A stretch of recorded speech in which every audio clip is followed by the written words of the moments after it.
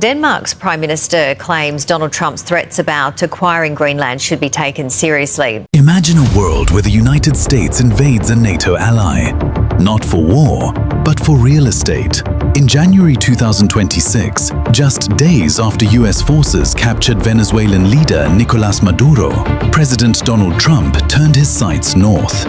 "We need Greenland," he declared aboard Air Force One, refusing to rule out military force. This isn't a joke or a passing fancy. It's the culmination of a years-long obsession that could fracture the Western alliance. But why Greenland? And how do figures like Denmark's Prime Minister Mette Frederiksen, White House advisor Stephen Miller, and his wife Katie Miller fit into this Arctic drama? Join us as we unpack the strategic stakes, historical blunders, and the explosive present crisis threatening global security. Greenland, the world's largest island, isn't just a frozen wilderness, it's a geopolitical goldmine. Spanning over 800,000 square miles, it's strategically perched in the Arctic, guarding vital sea lanes that are opening up as climate change melts the ice. Home to about 57,000 people, it's an autonomous territory of Denmark, a NATO member since 1949. The US already operates the Pituffik space base there, a key radar station for missile defense against Russia and China. But Trump's interest goes deeper. Greenland holds vast reserves of rare earth minerals, critical for electronics, EVs, and military tech that could reduce US dependence on China. In a warming world, control of Greenland means dominance in the Arctic's emerging battleground, where Russia and China are expanding influence. Trump has framed this as national security necessity, arguing Denmark can't protect it adequately. Yet this push risks everything from NATO's unity to international law. For det første, så mener jeg, at man skal tage den amerikanske præsident alvorligt, når han siger, at han ønsker Grønland.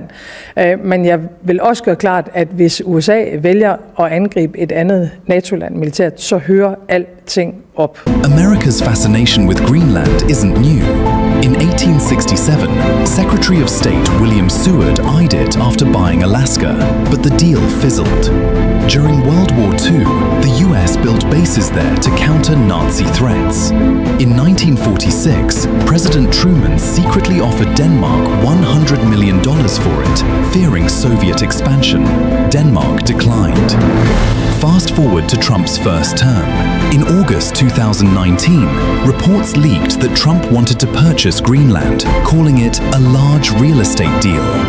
Danish Prime Minister Mette Frederiksen dismissed it as absurd, prompting Trump to cancel a state visit to Copenhagen and lash out on Twitter, posting a photoshopped image of a Trump Tower on Greenland's ice. He claimed it was for security and economic reasons, but the incident strained US-Denmark ties. Protection. We need Greenland for national protection. They have a very small population. And I don't know, they say Denmark, but Denmark has spent no money. They have no military protection. So we need Greenland for national security. Not for minerals. We have so many sites for minerals and oil and everything. We have more oil than any other country in the world. Frederiksen, a center-left leader known for her no-nonsense style, emphasizing Greenland's sovereignty. Trump later admitted the backlash made Denmark lose their political courage. Why does Trump persist? At its core, about power projection. Greenland's location bolsters US defenses against Russian submarines and Chinese encroachments in the Arctic. And if you take a look at Greenland, you look up and down the coast, you have Russian and Chinese ships all over the place. We need it for national security. We have to have it. In December 2025, he appointed Louisiana Governor Jeff Landry as special envoy to Greenland, who publicly endorsed US control. Landry's role? To lead the charge on investments, but critics saw it as pressure tactics. Greenland's Prime Minister Jens Frederik Nielsen called it sad, highlighting local opposition. Polls show most Greenlanders reject US takeover, preferring independence through referendum. Yet Trump doubled down, refusing to rule out force in early 2025 statements. Enter the Millers. Stephen Miller, Trump's longtime advisor and deputy chief of staff, has been a vocal defender.